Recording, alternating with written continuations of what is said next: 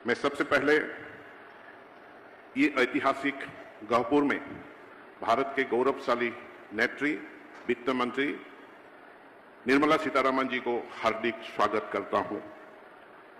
ये वो भूमि है जिस भूमि में भारत के स्वाधीनता संग्राम में आसाम की बेटी कनकलता बरुआ ने साल 1942 में जीवन आहुति दी थी।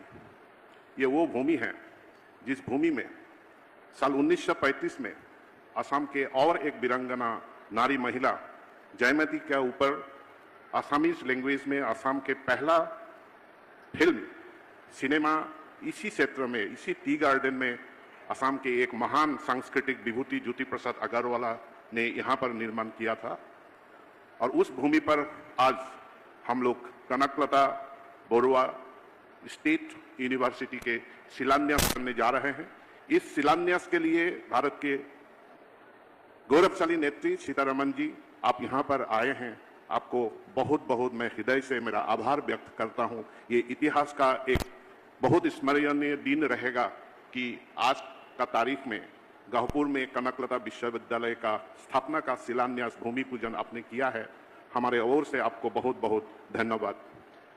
श्रद्धेय राइज 2022 চনত কোনোবা এটা দিনত মাননীয় মুখ্যমন্ত্ৰীয়ে মোক এবাৰ কৈছিল যে অসমত এখন মোক নতুন বিশ্ববিদ্যালয় লাগে, যিখন সম্পূৰ্ণ শূন্যৰ পৰা আৰম্ভ কৰা এখন বিশ্ববিদ্যালয়, 500-600 বিঘা মাটি লাগিব আৰু যিখন বিদ্যালয় নতুন যুগৰ নতুন প্ৰযুক্তিৰ নতুন বিষয়ৰ বিশ্ববিদ্যালয়।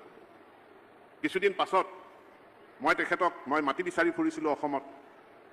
কিছুদিন পাছত মই তেখেতক এটা প্ৰতিবেদন দিছিলোঁ। 2-3টা স্থানত মাটি থকাৰ কথা কৈছিলোঁ। তেখেতে অবাক হৈ মোলৈ চাই কৈছিল যে এইবিলাক মাটিটো মই বিচৰা নাই, এইখন বিশ্ববিদ্যালয় গহপুৰত হ'ব। সেইটো মই আগতে নিৰ্ণয় কৰিছোঁ, এই বিশ্ববিদ্যালয় গহপুৰত হ'ব, আপুনি গহপুৰত মাটি বিচাৰক। আৰু এই বিশ্ববিদ্যালয়খন কনকলতা বৰুৱাৰ নামত, শ্বহীদ কনকলতা বৰুৱাৰ নামত হ'ব, সেই সিদ্ধান্ত তেখেতে আগতে লৈছিল। মই তেখেতক নমস্কাৰ জনাই তেখেতৰ সেই দূৰদৃষ্টিৰ কাৰণে মই তেখেতক ধন্যবাদ জনাইছিলোঁ। আৰু সেইদিনাখনে এই বিষয়টো থিৰ হৈছিল যে গুৱাহাটী বিশ্ববিদ্যালয়, ডিব্ৰুগড় বিশ্ববিদ্যালয়ৰ পাছত গ্ৰীণফিল্ড অৰ্থাৎ নতুনকৈ আৰম্ভ কৰা অসমৰ প্ৰথমখন বিশ্ববিদ্যালয় সম্পূৰ্ণ নতুন ৰূপত, সেই বিশ্ববিদ্যালয়খন গহপুৰত হ'ব। বিশ্ববিদ্যালয়খনৰ কনকলতা বৰুৱা, শ্বহীদ কনকলতা বৰুৱাৰ নামত হ'ব।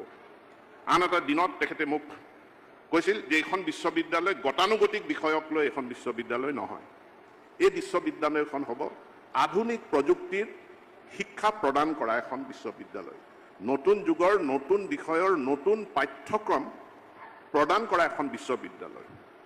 তেতিয়া মই এটা কথা দেখিছিলোঁ, 1927 চনত পৃথিৱীৰ প্ৰথমখন সবাক মানে কথা চাউণ্ড থকা চিত্ৰ আমেৰিকাত নিৰ্মাণ হৈছিল। আৰু প্ৰথমখন হিন্দী ভাষাৰ সবাক ছবি আলম আৰা নিৰ্মাণ হৈছিল 1931 চনত। অৰ্থাৎ প্ৰযুক্তি আমেৰিকাৰ পৰা মুম্বাই আহি পাবলৈ 4 বছৰ লাগিছিল। আৰু 31 চনত আলম আৰা নিৰ্মাণ হোৱাৰ পাছত 35 চনত জ্যোতিপ্ৰসাদ আগৰৱালাই জয়মতী এই গহপুৰতে নিৰ্মাণ কৰিছিল। আমেৰিকাৰ পৰা প্ৰযুক্তি গহপুৰ আহি পাবলৈ 8 বছৰ লাগিছিল।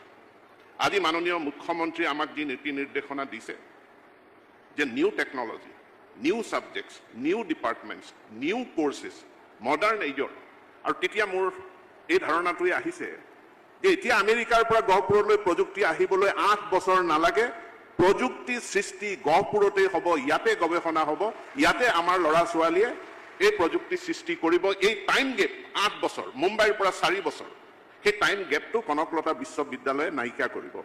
এই মাহৰ শেষত মাননীয় মুখ্যমন্ত্ৰীয়ে এখন বিশ্ববিদ্যালয়ৰ ৰূপৰেখা প্ৰস্তুত কৰিবৰ কাৰণে IIT গুৱাহাটীৰ এজন অধ্যাপক ডক্টৰ পৰমেশ্বৰ আয়াৰ, তেখেতক প্ৰবক্তা হিচাপে তেখেতক মেণ্টৰ হিচাপে নিযুক্তি দিলে।